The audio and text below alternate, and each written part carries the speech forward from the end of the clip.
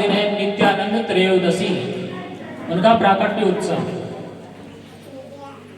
सबसे पहला लाइन है, नित्यानंद महाप्रभु भक्ति आंदोलन के महान संत और चैतन्य महाप्रभु के परम सहयोगी थे। उन्हें बलराम जी का अवतार माना जाता है। आप लोग कृपया ध्यान से सुने, अगर ज्यादा कोई आवश्यकता बात है तो बाहर हो जाए प्लीज।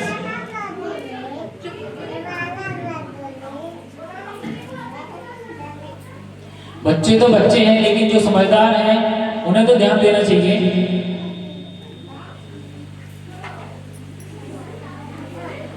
बताइए नित्यानंद महाप्रभु कौन है?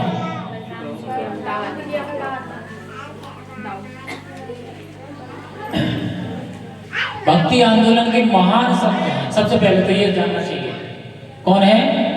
भक्ति आंदोलन के महान संत। हमें भक्ति के बारे में सिखाया कि भक्ति कैसे करते हैं। अगर हम भक्ति में आगे बढ़ना चाहते हैं तो गुरु की शरण के बाद में नित्यानंद महाप्रभु की शरण ग्रहण करनी पड़ेगी। जब हम नित्यानंद महाप्रभु की शरण में जाएंगे, उसके बाद हमें चैतन्य महाप्रभु की शरण मिलेगी। जब चैतन्य महाप्रभु की शरण में जाएंगे, तब हमें श्री राधा माधव की शरण मिलेगी। ये प्रोसेस है। अभी तो आपने हरे नाम की शरण ही ग्रहण नहीं की है, तो गुरु की शरण कब ग्रहण करेंगे?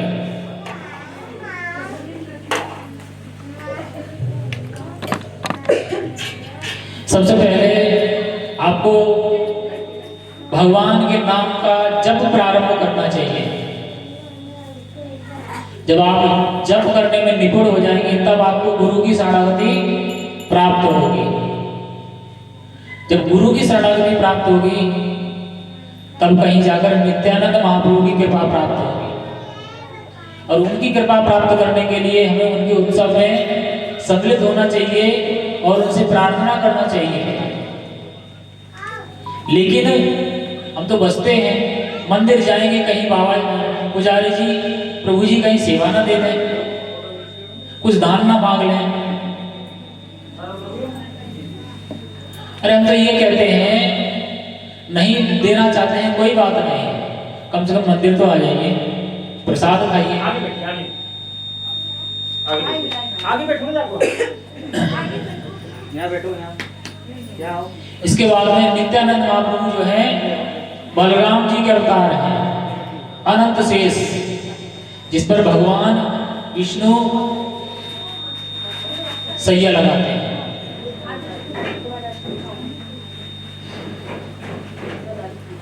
अनंत शेष अर्थात लक्ष्मण जी, लक्ष्मण जी अर्थात अगले जन्म में बलराम जी। अब बलराम जी कलयुग में आए हैं नित्यानंद महाप्रभु के रूप में। अब इनके जीवन परिचय के बारे में जानते हैं। नित्यानंद महाप्रभु जो है गौड़ी वैष्णव परंपरा के महान संत हुए हैं।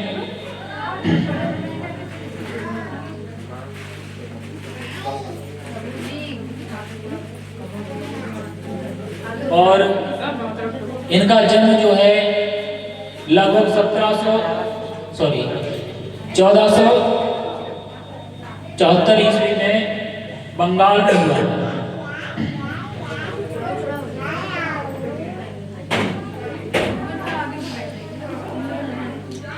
क्या समस्या है आप लोगों को? शांत क्यों नहीं रहते आप लोग?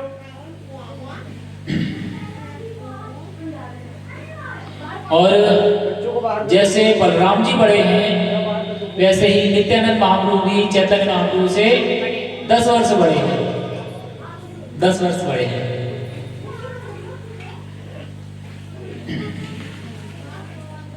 बलराम जी कितने बड़े थे? वो ज्यादा बड़े नहीं थे, 1 आध साल का अंतर था।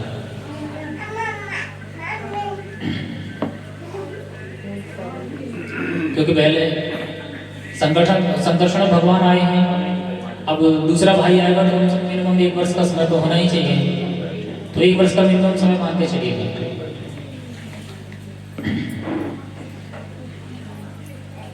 कहते हैं नित्यानंद महाप्रभु जो है बहुत सुंदर थे, आकर्षक स्वरूप था उनका। उसके बाद भी उन्होंने सत्य स्वरूप धारण किया। किस लिए? हमारे जैसे मूर्खों के लिए, जिनको ये लगता है बहुत बड़े ज्ञानी, हम सब कुछ जानते हैं और उससे भी हम नहीं आना चाहते। और उनका जो गांव है, उनके जहां उनका जन्म हुआ था, उस गांव का नाम है एक चक्र।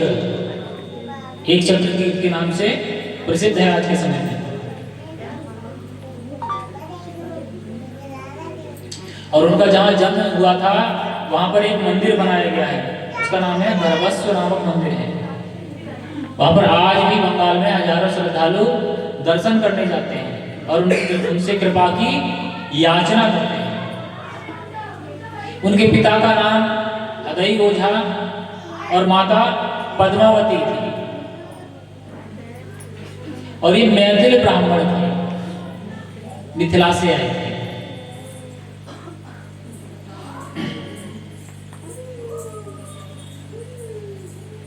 और इनका जन्म माघ मास की शुक्ल पक्ष की त्रयोदशी में हुआ था। आज माघ मास की शुक्ल पक्ष की त्रयोदशी है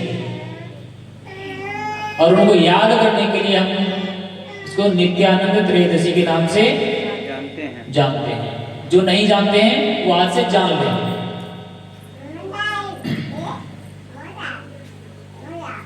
बाल्यकाल में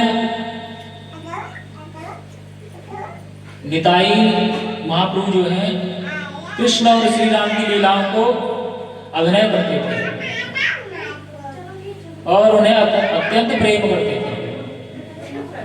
राम और कृष्ण से उन्हें अत्यधिक लगाव था।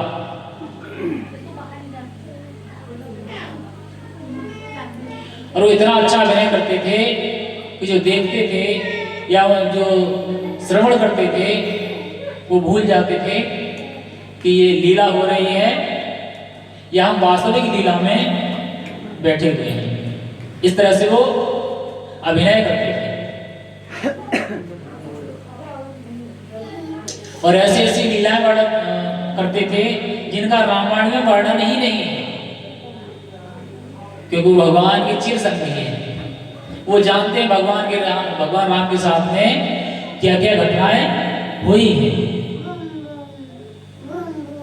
तो जिनका रामायण में वर्णन नहीं है वो उन पात्रों को अभिनय करते थे और वो विशेष रूप से श्री लक्ष्मण जी की भूमिका निभाते थे। उनको उसी में आनंद आता था।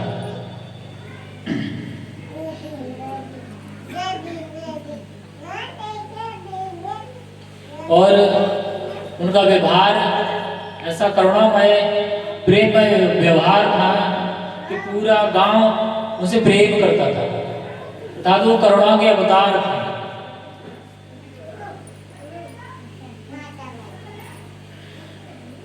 जब कोई सरल हृदय होता है, उदार हृदय होता है, तभी सभी उससे प्रेम करते हैं।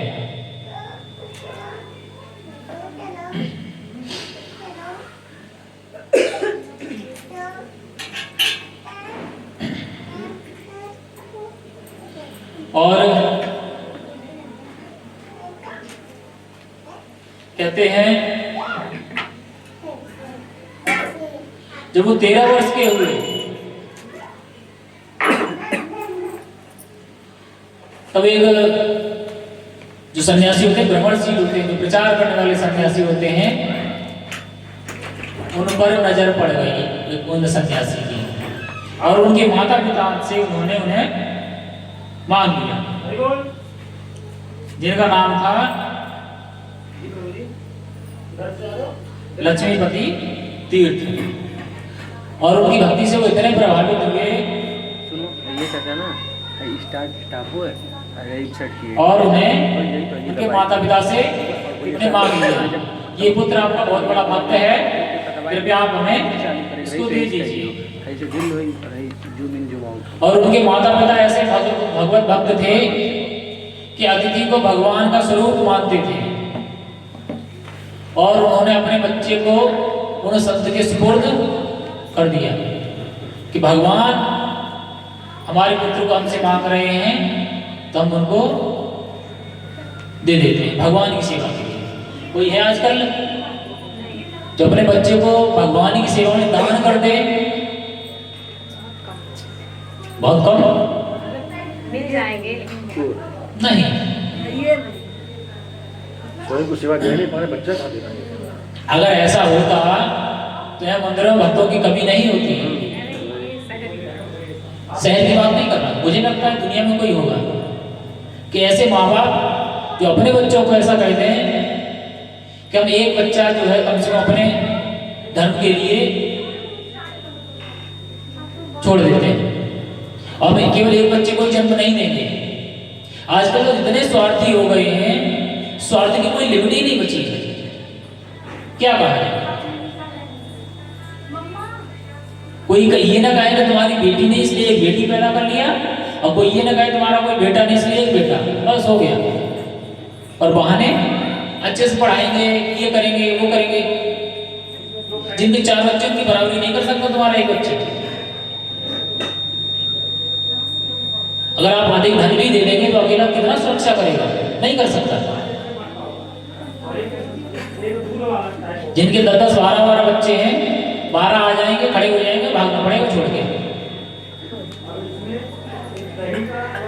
और वो कहते हैं कि हमारे लिए कमा रहे हैं, आने वाला समय भी हमारा है, लेकिन हम शुतुरमुर्ग की तरह आंख बंद करके उसी प्रक्रिया को, उसी रास्ते पे चलने में मस्त है।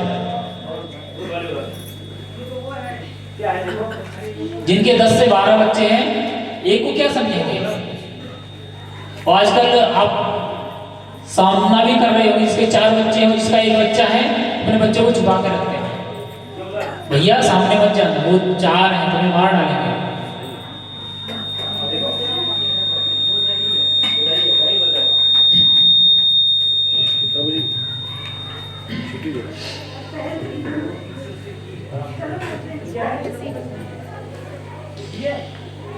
चलिए आगे चलते हैं। और क्या किया उन्होंने? बड़े दुखी मन से अपने बच्चे को उन सन्यासी के साथ में विदा कर दिया। फिर आगे बात करते हैं। जब नित्यानंद महाप्रभु 20 वर्ष के हुए, 20 वर्ष तक उन्होंने जो संत थे लक्ष्मीपति तीर्थ, उनके साथ रहकर देश भर के तीर्थ स्थलों की यात्रा की, उनके साथ घूमते रहे। जैसे जैसे कुरुक्षेत्र के आसपास पहुंचे,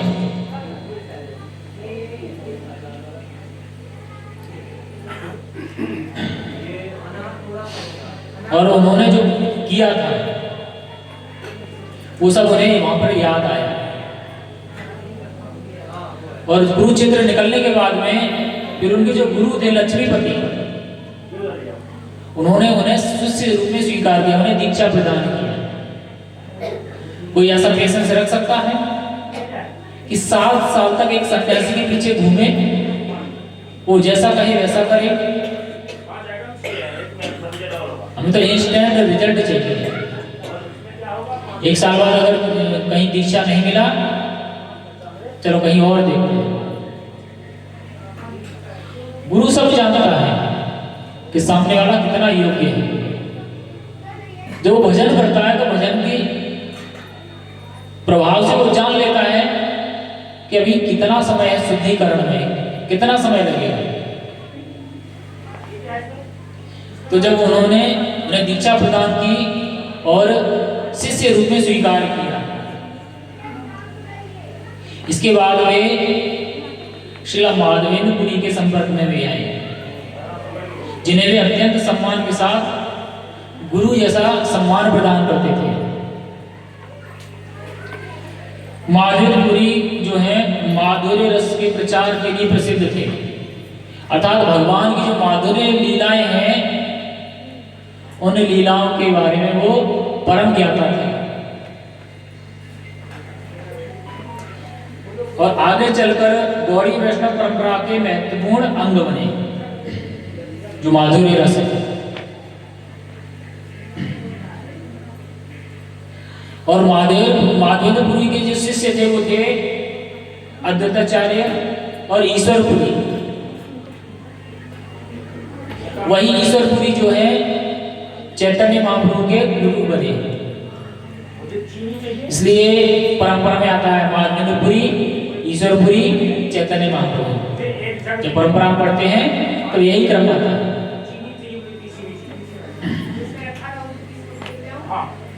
और गुरु के आदेश से, जो गुरु ने आदेश किया उसके हिसाब से सेवा करते रहे। और 1506 ईस्वी में नित्यानंद महाप्रभु को बहुत ज्यादा विरह हुआ। अपने छोटे भाई मान लीजिए, चाहे अपने प्राण मान लीजिए, उनको ने बहुत याद आने लगी कि अब मुझे अपने स्वामी से मिलना है। जब वो विरह में रहते थे तो उन्हें वो खोजते थे। कितने भक्त हैं जो शंख बजा सकते हैं? हाथ खड़ा करिए, शंख बजाने वाले। और 32 वर्ष की आयु में आता है ना शंख बजाना? चैतन्य महाप्रभु से उनकी भेंट हुई। बस एक ही लोग। जब वो चैतन्य महाप्रभु से मिले तो उनके हृदय से लगकर वो अपने आप को भूल गए। उन्हें सुध ही नहीं रहा वो इस धराधाम पर है कि कहाँ है। जब उन्हें याद दिलाया गया तो वो अपने होश में आए और निरंतर उनके ब्रह में अश्रुधारा बह रही थी।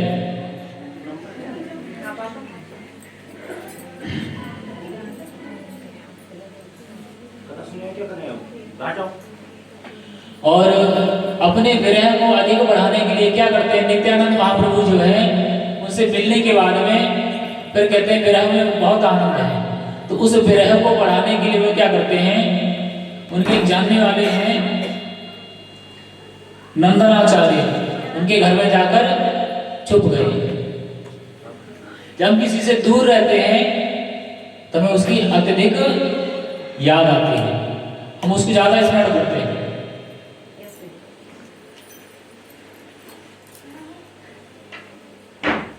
उसके बाद में चैतन्य महाप्रभु जो है नित्यानंद महाप्रभु को खोज कराते हैं कि मेरा प्रिय कहाँ गया।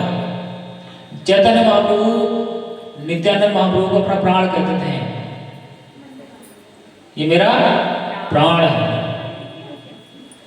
और नित्यानंद महाप्रभु कहते थे ये मेरे स्वामी हैं।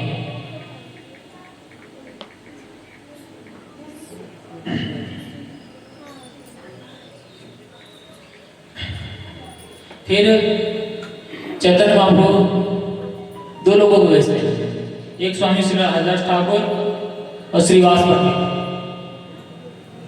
उनको खोजने के लिए भेजते हैं। वो खोजने के लिए निकलते हैं पर वो उन्हें नहीं खोज पाते। सब जगह खोजते, पूरे गांव में खोजते हैं, लेकिन वो नहीं मिलते।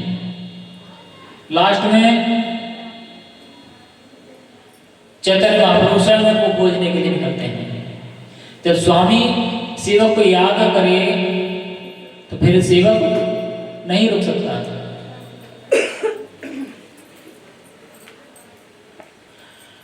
फिर उन्होंने छिपने का प्रयास नहीं किया और वो चैतन्य महाप्रभु को मिल गए। जब दोनों मिलते हैं तो उनका मिलन इतना अलौकिक होता है कि सब लोग उसी विरह से आनंदित हो उठे। विरह उन दोनों को था, लेकिन उनका प्रभाव इतना ज्यादा था कि सभी लोग उसी विरह का आनंद प्राप्त कर रहे थे। ठीक वैसे ही जैसे अगर हम अग्नि जलाएं तो उसका ताप उसके आसपास जितने भी सदस्य होते हैं उन सबको प्राप्त होता है, वैसे ही वहां पर उपस्थित सभी जो भक्त हैं उस उनके मिलन का आनंद पा रहे थे। मैंने पहले बताया है कि नित्यानंद महाप्रभु जो है भक्ति आंदोलन के प्रमुख संत थे और चैतन्य महाप्रभु की आज्ञा से उन्होंने बंगाल में और उड़ीसा में दोनों जगह प्रचार किया और वो इतना कृपालु थे, चैतन्य महाप्रभु से भी ज्यादा दयालु और कृपालु थे।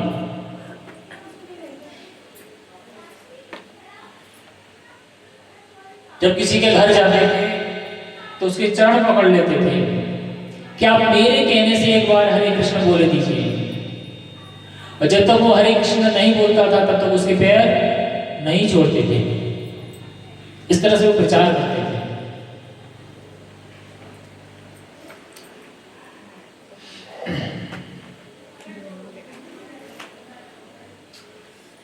और चैतन्य महाप्रभु की आज्ञा से उन्होंने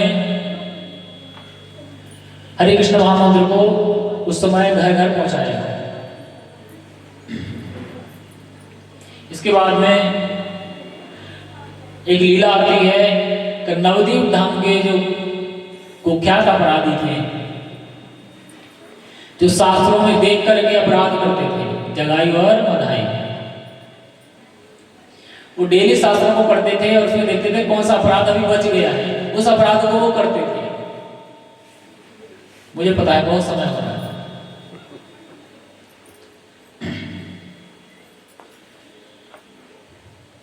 जब वो उनके पास गए तो स्वामी हरदास ठाकुर ने कहा, ये बड़े दुष्ट हैं, इनके पास मत जाना,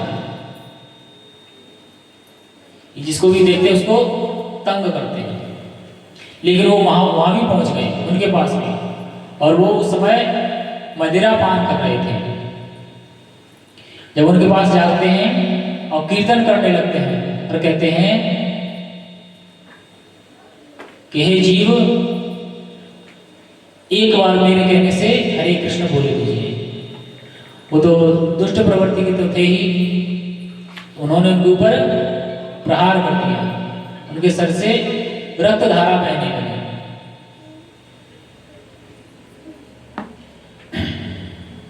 लेकिन जब ये बात चैतन्य महाप्रभु को पता लगा कि नित्यानंद महाप्रभु के ऊपर जो जगाई और मधाई नाम के जो दुष्ट असुर हैं, उन्होंने उनके ऊपर आक्रमण किया है, तो इतना क्रोधित हुए वो भूल गए वो भक्ति के अवतार है। उन्होंने कृष्ण अवतार धारण कर लिया और सुदर्शन चक्र का आवाहन करने लगे, जोर जोर से चिल्लाने लगे, सुदर्शन सुदर्शन। और नित्यानंद महाप्रभु के चरण पकड़ के प्रार्थना कर रहे हैं कि हे प्रभु, आप क्या कर रहे हैं? आप भक्ति के अवतार हैं, आप दुष्टों का संहार करने नहीं आए हैं, आप दुष्टों को भक्ति प्रदान करने आए हैं, कृपा करके इनको छोड़ दीजिए। कोई है ऐसा? किसी ने आपको मारा हो, आपके सर से रक्त बह रहा हो, और कोई उस अपराधी को दंड दे रहा हो, आप उनके लिए क्षमा प्रार्थना करें? कोई नहीं। लेकिन नित्यानंद महाप्रभु ऐसे ही करुणा के अवतार थे, वो दुष्टों पर ही कृपा करते थे, और उन्हीं की कृपा से जगाई और मधाई का उद्धार हुआ। जगाई और मधाई, जगाई और मधाई, जगाई और मधाई।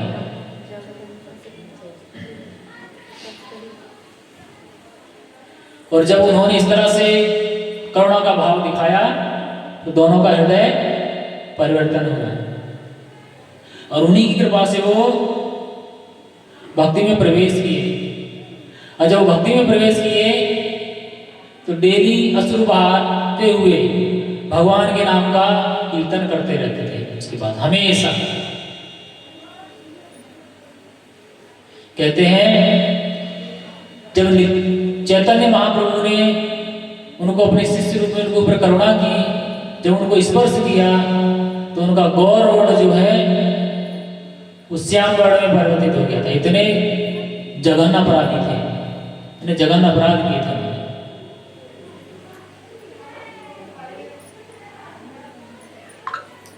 लेकिन उनके अंदर सभी के पापों को भस्म करने की क्षमता है। तो आज ऐसे ही परम कृपालु परम दयालु नित्यानंद महाप्रभु का प्राकट्य उत्सव है।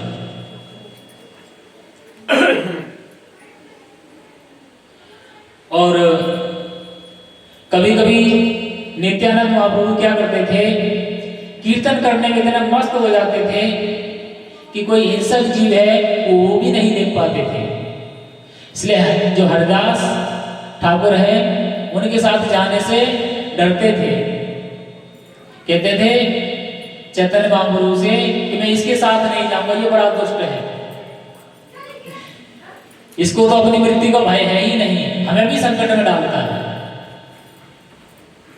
एक बार नित्यानंद महाप्रभु कीर्तन में इतने मस्त हो जाते हैं कि तालाब में प्रवेश कर जाते हैं और जो मगरमच्छ होता है उससे कहते हैं महामंत्र बोलने के लिए। जब वो महामंत्र नहीं बोलता है तो उसके ऊपर चढ़ जाते हैं, उसके ऊपर चढ़कर कीर्तन करने लगते हैं। इसलिए वो ऐसी ऐसी लीलाएं करते थे कि जो उनके सहयोगी थे वो भी उनसे कहते थे ये कहीं ना कहीं हमें जरूर मुसीबत में डालेगा। तो भगवान के प्रति वो इतना आसक्त थे कि अपने प्राणों की परवाह नहीं करते थे। इसका अर्थ ये है कि उनका जीवन जो था वो अहंकार और दिखावे का जीवन नहीं था, वो केवल और केवल भगवान चैतन्य महाप्रभु के लिए उनका जीवन समर्पित था।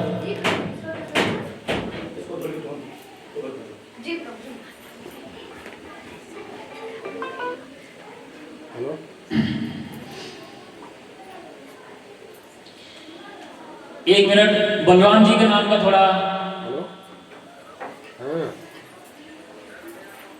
जब वो नित्यानंद महाप्रभु के रूप में आए तो किस स्वरूप में आए? वो तीन तत्व अपने साथ मुख्य रूप से लेके आए। एक तो सेवा तत्व, सेवा भाव लेकर आए, करुणा तत्व, करुणा भाव लेकर आए, और गुरु तत्व। उनके अंदर तीन तत्वों की प्रधानता है। कितनी परसेंट बढ़ती है? और ये तत्व गुरु की कृपा से ही हमें कृष्ण प्रेम प्राप्त हो सकता है।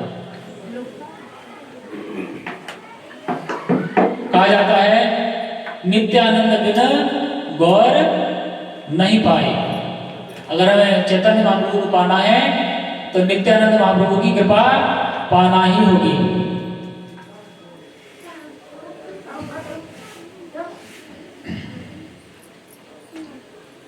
तो हमें नित्यानंद महाप्रभु से प्रार्थना करना चाहिए कि हे नित्यानंद स्वामी हमारे ऊपर कृपा कीजिए, और जैसा आपके मन में अथाह प्रेम था राधा कृष्ण के प्रति, वैसा ही हमें प्रेम प्रदान कीजिए और वैसे ही हमें भक्ति प्रदान कीजिए। इसी प्रार्थना के साथ मैं अपनी वाणी को विराम देता हूँ। आप सभी भक्तों को बहुत बहुत धन्यवाद। हरे कृष्ण कृष्ण कृष्ण हरे हरे, हरे राम राम राम हरे हरे, हरे कृष्ण कृष्ण कृष्ण हरे हरे, हरे राम राम राम हरे हरे, हरे कृष्ण कृष्ण कृष्ण हरे हरे, हरे राम राम राम हरे हरे, हरे कृष्ण। आप सभी को बहुत बहुत धन्यवाद।